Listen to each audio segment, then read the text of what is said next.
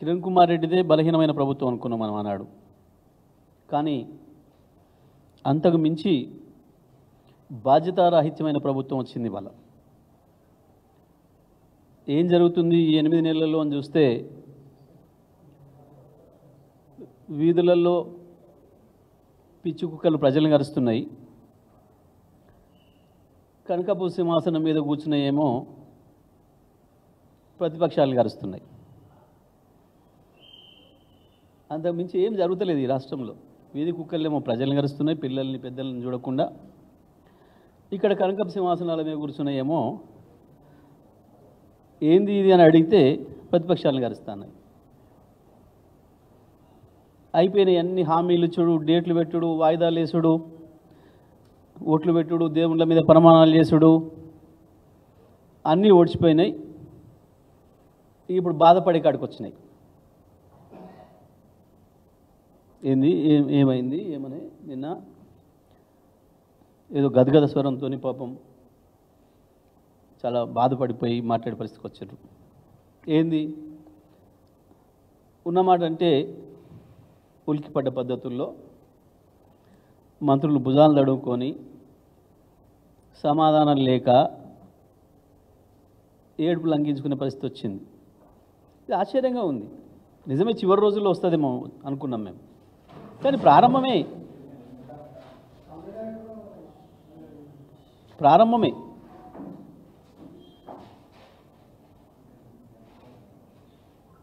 సరే, ఒక పరిపాలకుడికి, ఒక పరిపాలన చేసే ప్రభుత్వానికి 8-9 నెలలు అనేది తక్కువ సమయం కాదు. వాళ్ళే పెట్టుకున్న డేట్లను వాళ్ళే వాయిదాలు వేసుకుంటూ పోయినారు. చివరికి ప్రజల నంబర్ని ఒట్లు పెట్టుకున్నారు. సరే, ఇప్పుడు తప్పించుకొని మాట మార్చి 41,000 కోట్ల రుణమాఫీని 39 తెచ్చి 36 చేసి చివరికి 31 అని చెప్పి ఆఖరికి 12,000 ఇచ్చి ఇక పాపం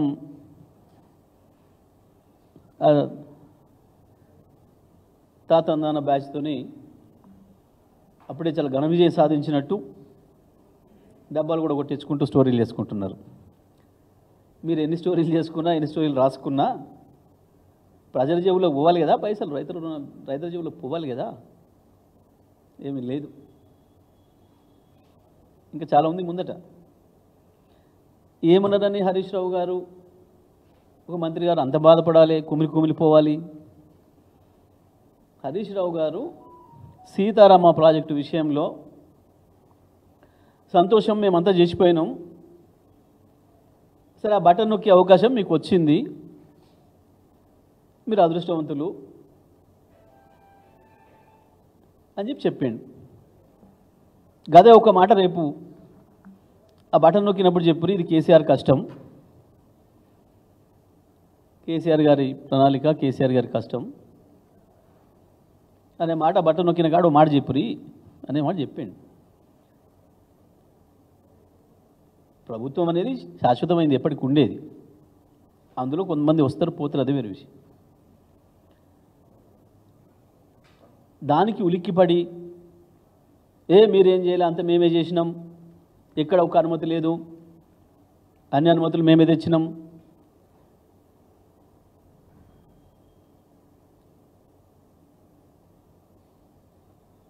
హరీష్ రావు గారు మాట్లాడింది మాకు బాధ కలిగింది, కళ్ళు తెరుస్తున్నారు. ఆశ్చర్యంగా ఉంది. ఇలా ఏమన్నా ఒక అన్పార్లమెంటరీ వర్డ్ ఏదన్నా ఒకటి, ఏదో ఒక బూత్ మాట వచ్చిందా హరీష్ రావు గారి నోటి నుంచి? ఒకవేళ కేటీఆర్ మాట్లాడితే ఇట్లా మాట్లాడి అట్లా మాట్లాడినట్టు, కానీ హరీష్ రావు గారు మాట్లాడితే ఇట్లా మాట్లాడతారా అంటారు. ప్రాజెక్టుల విషయంలో ఇది కూలిపోయింది, అది గారిపోయింది, ఎందుకో మీ కళ్ళ ముందే కూలిన దాని మీద చర్యలు లేవు, సప్పుడు లేదు. ప్రజలందరూ చూస్తుంటే ఇట్లా పోయింది కదా, ఏం జరుగుతుంది, ఏం మతలబులు జరుగుతున్నాయి?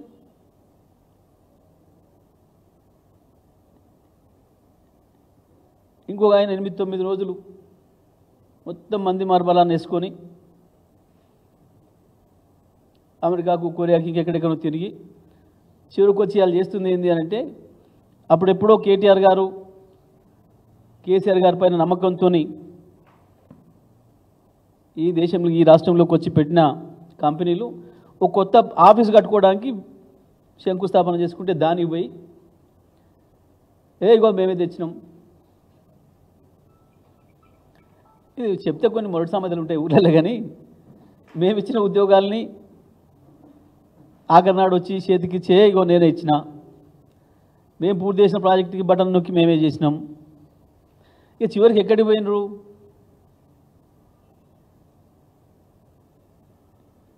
హాస్టళ్లలో విషాహారం తిని పిల్లలు చనిపోతుంటే, వందలాది మంది ఆసుపత్రుల పాలు అవుతుంటే, ఇది కూడా కేసీఆర్ కారణం, టీఆర్ఎస్ కారణం. సిగ్గుండాలి మాట్లాడడానికి. మేము 9 నెలల కింద ఉండిపోయిన వంట ఇవాళ మీరు పెడుతున్నారా? బట్టి విక్రమార్క కూడా ఈ మధ్యన విజ్ఞత కోల్పోయి మాట్లాడుతున్నాడు. పాపం రేవంత్ రెడ్డి భాష వాడితేనే ముఖ్యమంత్రి అయితే అనుకుంటున్నాడేమో, రేవంత్ రెడ్డి లాగానే అబద్ధాలు చెప్తేనే ముఖ్యమంత్రి అయితే అనుకుంటున్నాడేమో పాపం. కానీ కావు బట్టి గారు, ఉన్నది పోతుంది నీ గౌరవం.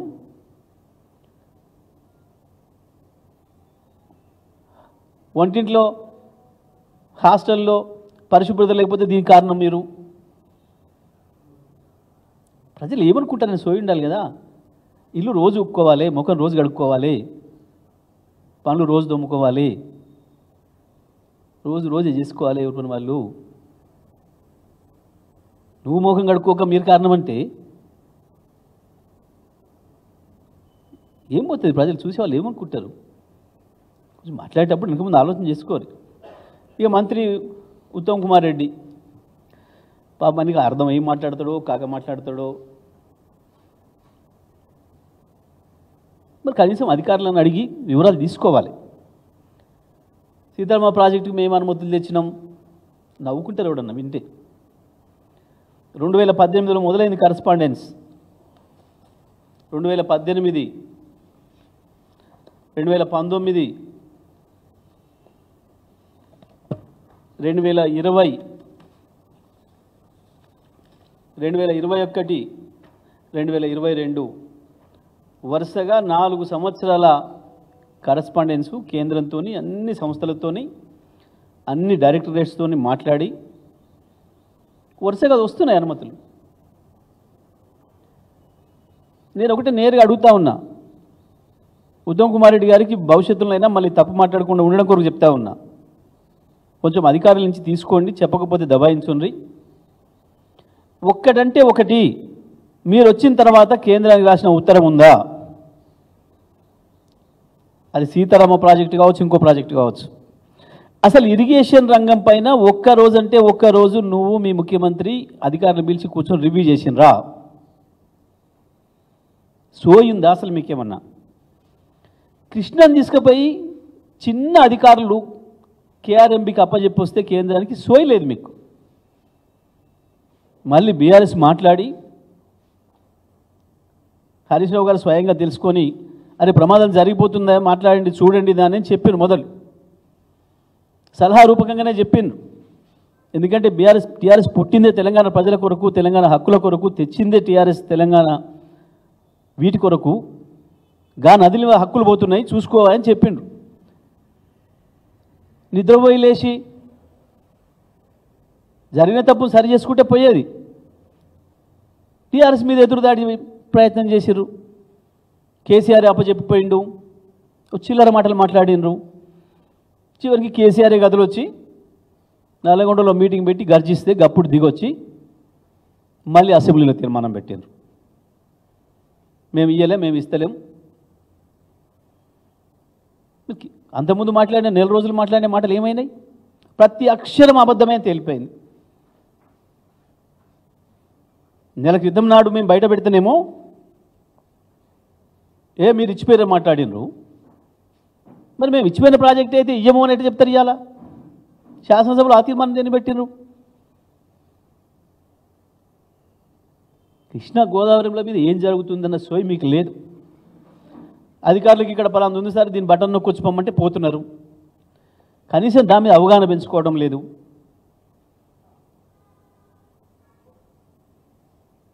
ఉద్యోగం ఇస్తే నోటిఫికేషన్ అడిచిన డేట్ ఉంటుంది. ఓ ప్రాజెక్ట్ కడితే డిపిఆర్ చేస్తే దానికి డేట్ ఉంటుంది. కేంద్రంతో కరస్పాండెన్స్ చేస్తే ఉత్తరాలు ఉంటాయి, డేట్లు ఉంటాయి, వాటి మీద అధికారులు ఎన్నిసార్లు వెళ్ళి వచ్చారో ఢిల్లీకి మొత్తం వివరంగా ఉంటుంది. ప్రతిదీ కూడా రికార్డ్ అయి ఉంటాయి. కానీ అది లేదు సోయి. ఇంకా ఏంది తెలివి తక్కువ మాటలు. తెలిసా తెలియకనా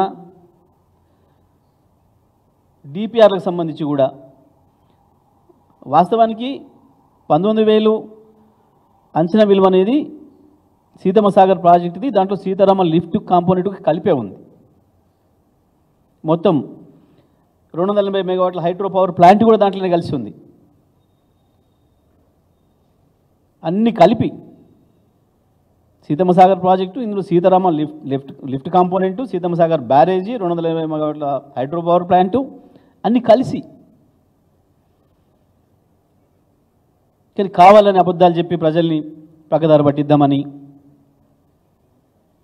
మీ హయాంలో చేసినట్టు 10 రెట్లు 15 రెట్లు మేము ఎక్కడ పెంచలే. ప్రారంభం కాకముందే పెంచుకుంటూ పోయినరు. మీకు అలవాటు. ఇక కమిషన్లు ఇచ్చుడు, కమిషన్లు తీసుకోవడం మీ దాంట్లో ఉన్న మంత్రులకి అలవాటు. దాంట్లో మీరు సిద్ధహస్తులు.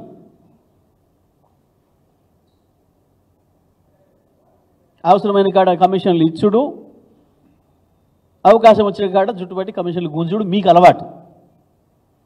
మీ అలవాటునే కేసీఆర్ చేసిండేమో, హరీష్ రావు చేసిండేమో, కేటీఆర్ చేసిండేమో, జగదీష్ రెడ్డి చేసిండేమో అని పచ్చకామెర్ల వ్యాధి ఉన్న రోగిలాగా ప్రవర్తిస్తున్నారు. సాక్ష్యాలతో సహా డాక్యుమెంట్లు ఉన్న వాటిలోనే అబద్ధాలు చెప్తున్నారు.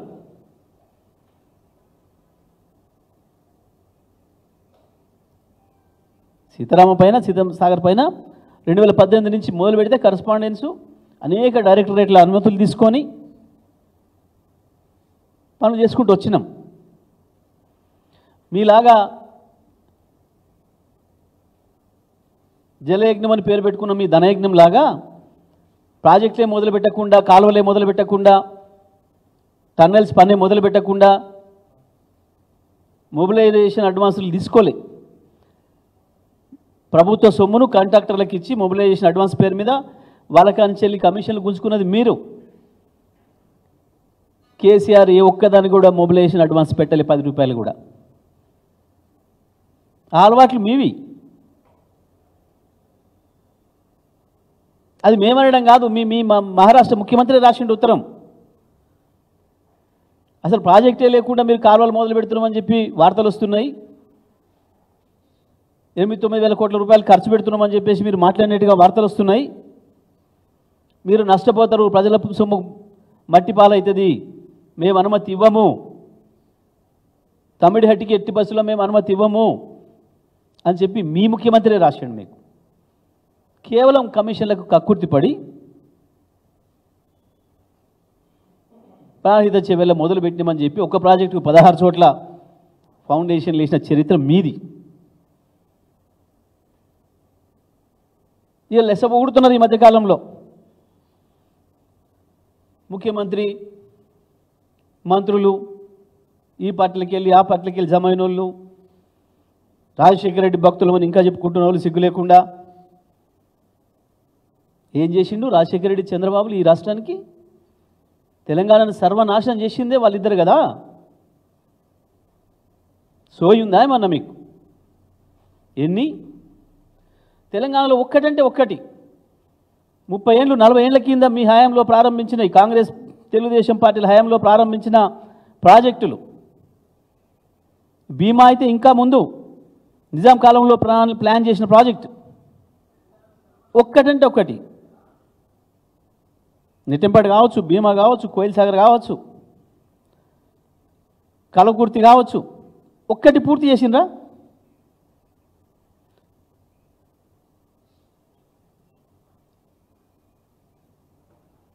మీ చంద్రబాబులు, మీ రాజశేఖర రెడ్డిలు తెలంగాణలో 1 ఎకరానికి నీళ్ళు ఇచ్చిండ్రా?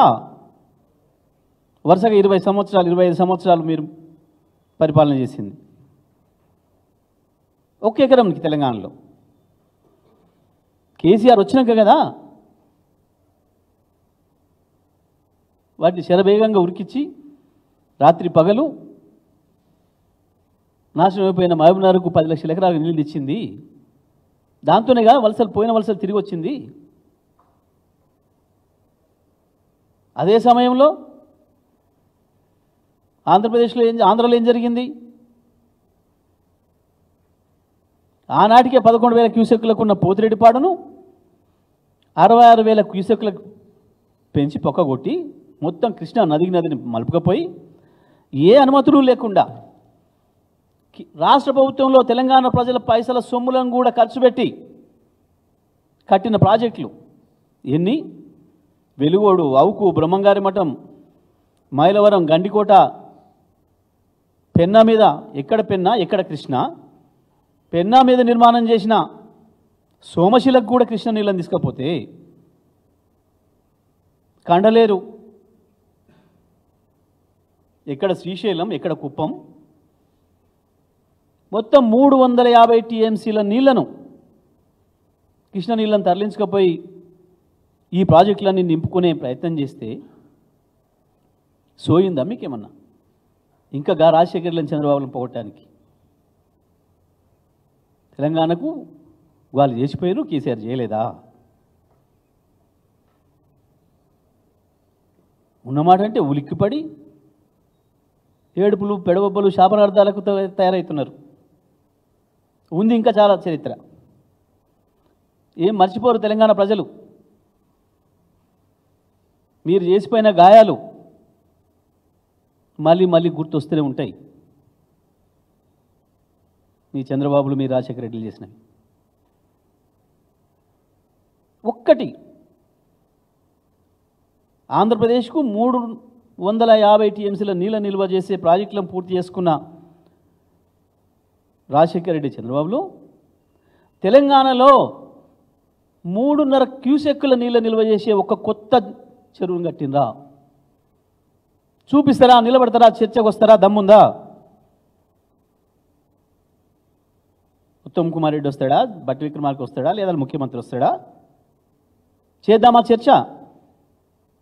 అదే మహబూబ్నగర్లో చేద్దామా, ఖమ్మంలో చేద్దామా, వరంగల్లో చేద్దామా, ఆదిలాబాద్లో చేద్దామా, నల్గొండలో చేద్దామా?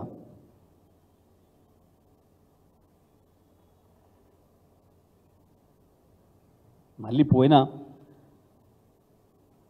రాక్షసుల జ్ఞాపకాలు తీస్తూ తెలంగాణ ప్రజల మనసులు గాయపరుస్తూ ఉన్నారు.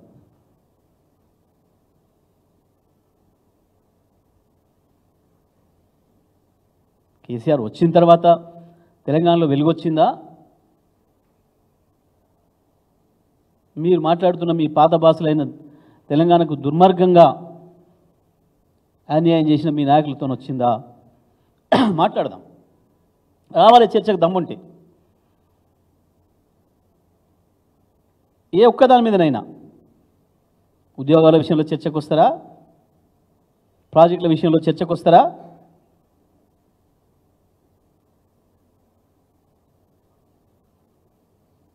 కనీసం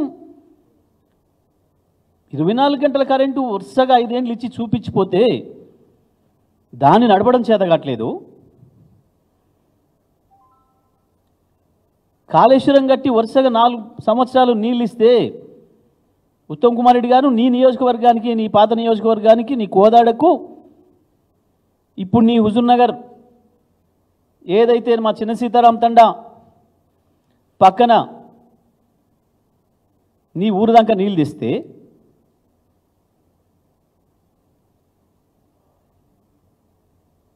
వాటిని కూడా మళ్ళీ ఇచ్చే చేత కట్టలేదు మీకు. సోయి లేదు, జ్ఞానం లేదు.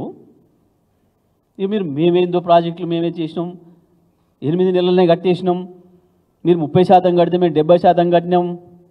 చూపిస్తారా? ఒక్క రూపాయి మీరు ఖర్చు పెట్టి పని చేయించింది.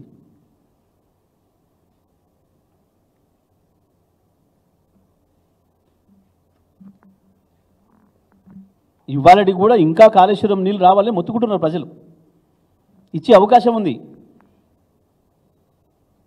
అయినా మీ దుర్మార్గపు ఆలోచనలతోని కేసీఆర్కి ఎక్కడ మంచి పేరు వస్తుందో అని చెప్పి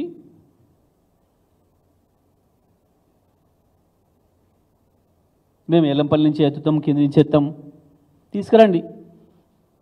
ఎల్లంపల్లి నుంచే తేవాలి, 140 టీఎంసీలు నీళ్ళు నిల్వ చేయడానికి కేసీఆర్ ఏదైతే ప్రాజెక్టులు పూర్తి చేసిండో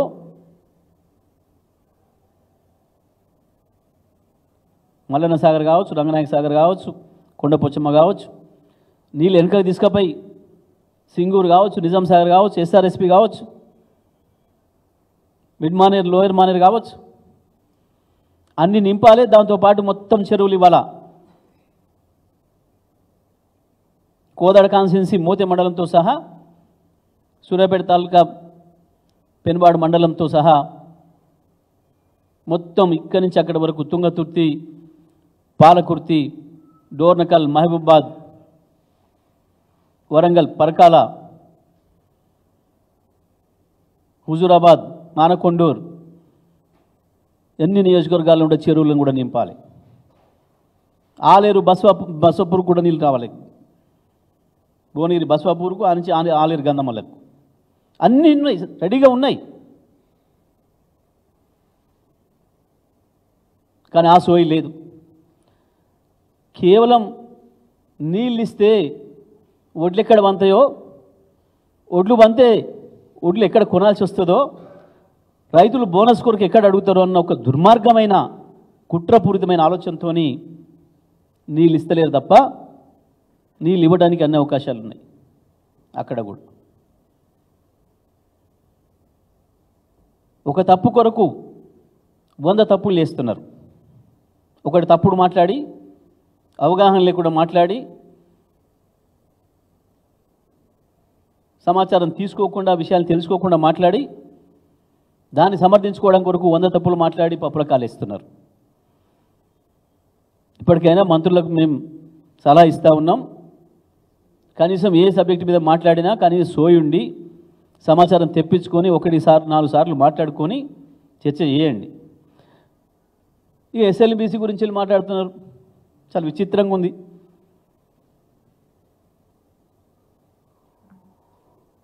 పిల్ల తిన్న ఎలకలే ఏదో పెట్టినట్టు, సంతాపం పెట్టినట్టు సోయిందా? ఎస్ఎల్బీసీ, ఎస్ఆర్బీసీ ఒకే రోజు ప్రారంభం చేసిండ్రు. ఎస్ఆర్బీసీ 30 ఏళ్ల కింద పూర్తయి 30 సంవత్సరాల నుంచి వెళ్ళి వాళ్ళకి నీళ్ళు ఇచ్చింది. ఎందుకు ఎస్ఎల్బీసీ చేయలే? ఒకటే రోజు కదా అనుమతులు ఇచ్చింది. ఇక్కడ ఏం టెక్నాలజీ పెట్టిండ్రు, అక్కడ ఏం టెక్నాలజీ పెట్టిండ్రు? మేము ఏందో గొప్పగా మాట్లాడి, మేము మా నోటికి వచ్చింది మాట్లాడి, మేము డబ్బా కొట్టుకొని రాయిస్తే అయిపోద్ది అనుకుంటున్నారు. మొత్తం మీ బండారం అంతా బయట పెడుతూనే ఉంటాం, మాట్లాడుతూనే ఉంటాం. మీరు ఏడ్చినా, పెడబొబ్బలు పెట్టినా ప్రజల ముందట అన్ని విషయాలు నీకు తేలాలి. ఎవడు దొంగో, ఎవడు ద్రోహో, తెలంగాణ కొరకు పేగులు దిగదాక కొట్లాడింది ఎవరో, ఎవరి హయాంలో తెలంగాణ పచ్చబడ్డదో, ఎవరి హయాంలో లక్షలాది మంది వలసలు పోయి నాశనమైందో, అన్ని విషయాలు మాట్లాడదాం. రండి చర్చకు. ఒక సీతారామం మీద మాట్లాడదాం అంటే సీతారామం మీద మాట్లాడదాం. కలవకుర్తి అయితే కలవకుర్తి మీద మాట్లాడదాం. నెట్టంపాడు అంటే నెట్టంపాడు మీద మాట్లాడదాం. ఎస్ఎల్బీసీ అయితే ఎస్ఎల్బీసీ మీద మాట్లాడదాం.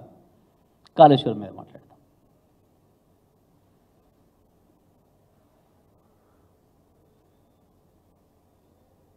ఎప్పుడన్నా ఒక్క మాట మేము అన్పార్లమెంటరీ వాడు మా వైపు నుంచి అనడానికి ఒకటి వచ్చిందా?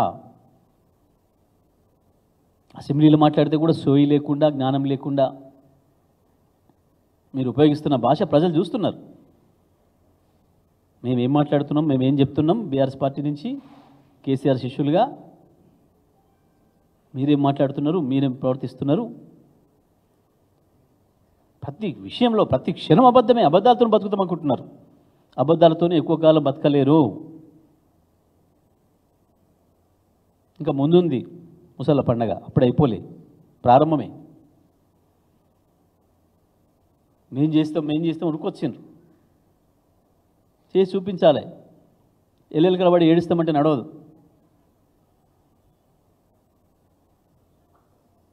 సీతారామ విషయంలో నిన్న మొన్న మంత్రులు మాట్లాడిన ప్రతి అక్షరం అబద్ధం. హరీష్ రావు గారు మాట్లాడిందమ్మే మేము ఇప్పుడు కూడా నిలబడి ఉన్నాం. మేము చర్చకు సిద్ధంగా ఉన్నాం ఎక్కడైనా సరే. అది ఖమ్మంలో ఏం లేదు, సీతారామ ప్రాజెక్టు మీదనైనా ఏం లేదు.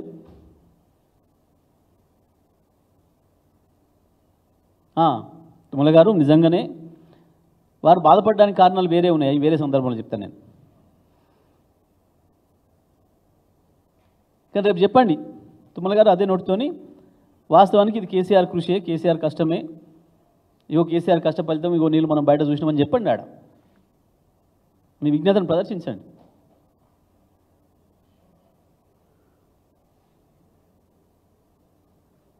మంత్రులు ఇట్లా అబద్ధాల పునాదుల మీద ప్రభుత్వాలను నడపలేరు, ప్రజల్ని నమ్మించలేరు, ప్రజల్ని వంచిస్తామంటే కుదరదు.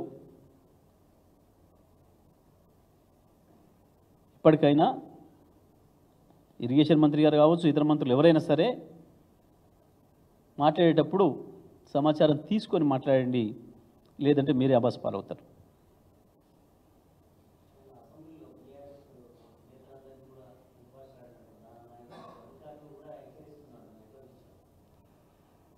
ఆయన అట్లా మాట్లాడకపోతే నాగేంద్ర గాడు కదా,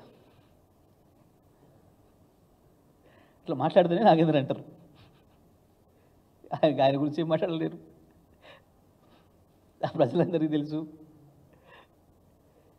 ఏమంటారు వాటిని? అవి నేనంటే బాగుండదు ఇప్పుడు, వ్యక్తిగతమైనవి, కానీ అన్నీ వారికి తగులుతాయి రిటర్లే తప్ప ఇటువంటివి రాజకీయాల్లోకి వచ్చినాక అంత అహంకారం పనికిరాదు. పైసల బలం చూసుకుని ఒక ఆయన, శరీర బలం చూసుకుని ఒక ఆయన, ఇంకేందో మాట్లాడితే ప్రజలు ఒప్పుకోరు. అట్లా మాకు మాట్లాడరాదా? మాటే కదా, ఇంత చిన్నగా ఉంటే పెద్దగా ఉంటుంది, గొంతు ఉందని ఒకటే కదా, అందుకంటే పెద్దగా అనరాదా?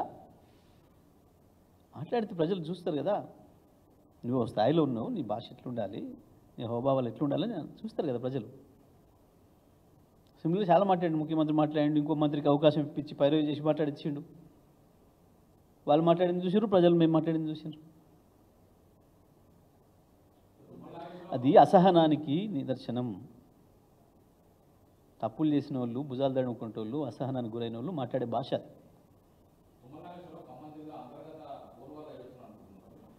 నేను మరోసారి చెప్తాను కదా మంచిగా, ఎన్నెన్ని ఉన్నాయో బాధలు,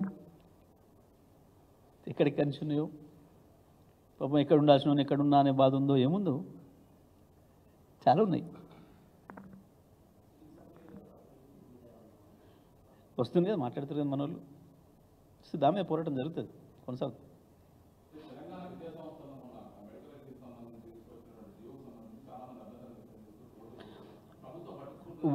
వంద శాతం ప్రభుత్వం ఇప్పటి కూడా మూర్ఖంగా వ్యవహరిస్తూ ఉంది జియో 33 విషయంలో. అది తెలంగాణ బిడ్డలకు ద్రోహం చేసుడు తప్ప. అంటే దీంట్లో ఒక్కటి చూడాలండి మీరు, మా వాళ్ళు అప్పుడప్పుడు మేము అంటుంటాం, ఈ ప్రభుత్వానికి, ఇప్పుడు వచ్చిన ప్రభుత్వానికి తెలంగాణ ఆత్మ లేదు అని. తెలంగాణ ఆత్మ లేదు అనేదానికి నిదర్శనమే జియో 33. మన బిడ్డలకు అన్యాయం చేసే పద్ధతుల్లో కేసీఆర్ గారు కొట్లాడి కేంద్ర ప్రభుత్వంతో మంచిగా ఉండి పోయి రాష్ట్రపతి గారిని ఒప్పించి 95% స్థానిక రిజర్వేషన్ తీసుకొచ్చిండు. ఎక్కడ లేదు, భారతదేశంలో ఏ రాష్ట్రంలో లేదు. సార్ మేము నష్టపోయినాం, 60-70 సంవత్సరాలు మా పిల్లలు ఉద్యోగాలు కోల్పోయినాం, మాకు ఇవ్వండి, మాకు న్యాయమైంది, ఇది మా కోరిక. చాలా వెనుకబడ్డ ప్రాంతాలు ఉన్నాయి, గిరిజన ప్రాంతాలు ఉన్నాయి, మేము కొత్తగా జిల్లాలు చేసుకుంటున్నాం, 95% మాకు ఇవ్వండి, న్యాయం అవుతుంది అని చెప్పి కొట్లాడి 95% తెచ్చిండు కేసీఆర్ గారు. కానీ ఆ స్ఫూర్తికి తూట్లు పొడుస్తూ మన బిడ్డలు కాకుండా చేసే ఒక దుర్మార్గమైన ప్రయత్నం. మందిగా నోళ్ళని తెచ్చుకొని మా పిల్లలని చెప్పుకోవడం అనేది చెప్పినాం కదా మేము ఇంతకుముందే. ఉద్యోగాలు విషయంలో మేము ఇచ్చిన ఉద్యోగాలు చివరి రోజు వచ్చేసేసి కాగితం ఇచ్చి, నేను అప్పుడే ఇచ్చేసేసిన 30, మేము పూర్తి చేసిన ప్రాజెక్టుకు బటన్ నొక్కి మేమే కట్టేసినాం అన్న పద్ధతుల్లో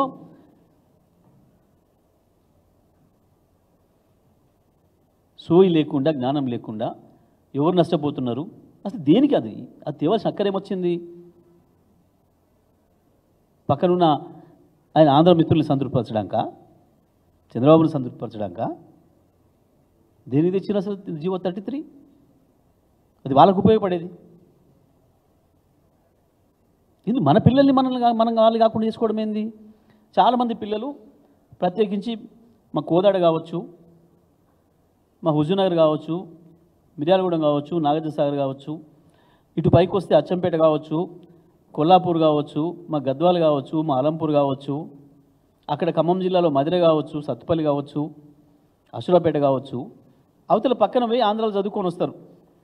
ఇంటర్మీడియట్కి పంపిస్తున్నారు పిల్లల్ని. ఒక 2 సంవత్సరాలు ఇంటర్మీడియట్ అక్కడ చేసి వస్తారు, లేదా 1 సంవత్సరం లాంగ్ టర్మ్ కోచింగ్ కాడికి పోయేసి వస్తారు. అటువంటి పిల్లల్ని నువ్వు మా పిల్లని కావు బయటికి నెట్టేస్తా అంటే ఏం దుర్మార్గం? ఇంత దుర్మార్గమైన విషయం ఇది. మన పిల్లల విషయంలో మనం అంత జ్ఞానం లేకుండా, సోయి లేకుండా ఉండడం ఏంది? అయినా అసలు నీకు ఏం కర్మ పట్టింది అక్కడ? నువ్వు దాని గురించి చర్చించే అక్కరేముంది అసలు? దాంట్లో ఎందుకు పోయినట్టు? ఇప్పుడు మేము ఆ రోజు 2 ఇచ్చినాం. వరుసగా 4 సంవత్సరాలు ఇక్కడ చదివిన మన పిల్లలే, 7 సంవత్సరాలలో 4 సంవత్సరాలు ఇక్కడ చదివిన మన పిల్లలే అని చెప్పినాం. అటువంటిది సరే, నీకు ఇష్టమైతే మంది పిల్లల్ని ముద్దాడుబుద్ది అయితే ఎత్తుకొని నేను వద్దంటలేను, కానీ మన పిల్లలు కాదని చెప్పడం అనేది ఏం దుర్మార్గం ఇది? ఒక చాపనీతి పామునీతిలాగా. ఇప్పటికైనా ప్రభుత్వం సోయి తెచ్చుకోవాలి, కళ్ళు తెరవాలి. ప్రత్యేకించి ఖమ్మం జిల్లా మంత్రులు కావచ్చు, నల్గొండ జిల్లా మంత్రులు కావచ్చు, మహబూబ్నగర్ జిల్లా మంత్రులు కావచ్చు, అతి ఎక్కువ నష్టపోతుంది ఆ పిల్లలే, ఆ 3 జిల్లాల పిల్లలే. పాపం తెలియక ఇటువంటి నిబంధనలు వస్తుందని తెలియక విజయవాడ పంపిస్తారు, జగేపేటకు పంపిస్తారు, గుంటూరు పంపిస్తారు. అక్కడ ఆ వైపు రాజమండ్రి అటు దగ్గరికి పంపిస్తారు, ఖమ్మం జిల్లాలో ఇంటర్మీడియట్ కొరకు. ఆ పిల్లలకు అన్యాయం చేసే పద్ధతుల్లో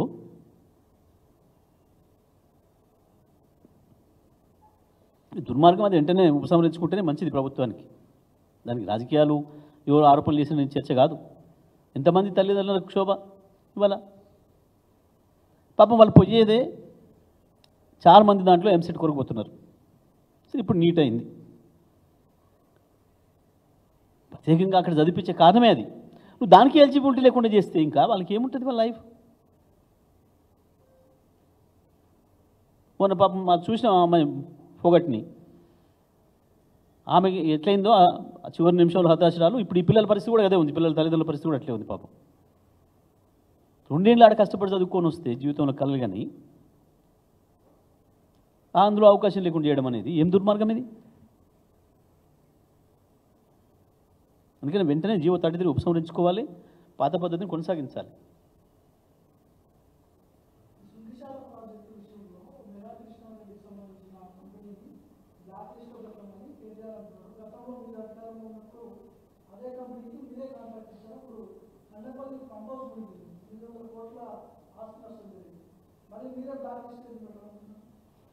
అప్పుడు శంక్షాలు కూలిపోలే, ఇంకా అప్పుడు శంక్షాల కూలిపోలే, అప్పుడే శంక్షాలు కూలిపోలే ఇంకా. ఓకే, శంక్షాలు కూలిపోయింది కాబట్టి ఇప్పుడు రైట్. Thank you.